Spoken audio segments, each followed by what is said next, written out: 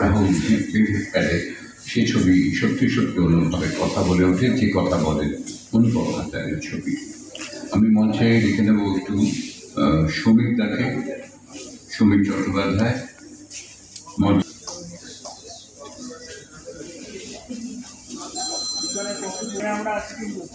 গীতাঞ্জলির পক্ষ থেকে সুব্রত সিনহা।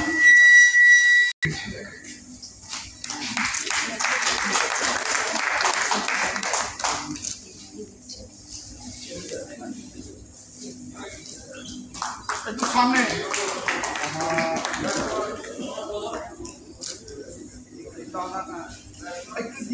সামনে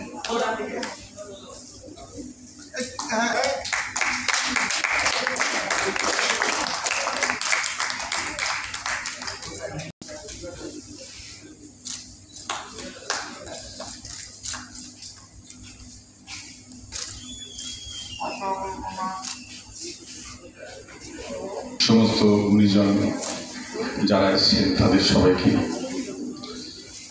বেশ ভারী যে পুরস্কারটা নিলাম, সত্যিকারের ওজনে বেশ ভারী এবং নামে তো তার থেকে শতাধিক ভারী। আচ্ছা, কলকাতা রত্ন সম্মান তুমি আজ পেয়েছো, তা তোমার অন্তর্নিহিত উপলব্ধি কি হতে পারে?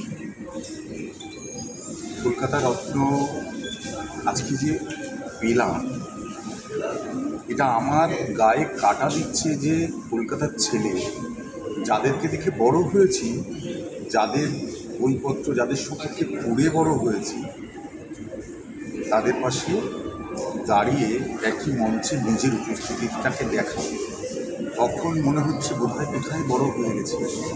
এবং সেই বড় হওয়াটা এতটাই দায়িত্ব বাড়িয়ে দিয়েছে আমাকে আগামী দিনের প্রজন্ম, আগামী সমাজের জন্য আরও দায়িত্বশীল মানুষ হিসেবে কাজ করে যেতে হবে।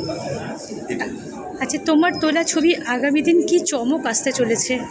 একটা চমক আসছে, যেটা ফটোগ্রাফিক এরিনাতে এখন পর্যন্ত এসছে বলে আমার জানা নেই, হয়তো থাকতে পারে।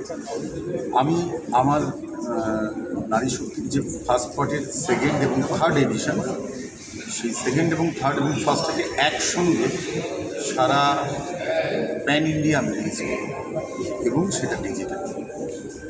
এটা একটু অন্য রকমভাবে হবে। তোমরা বন্ধুরা পাশে থেকেও একটু চেষ্টা করছি অন্য ভাবনায় আনার।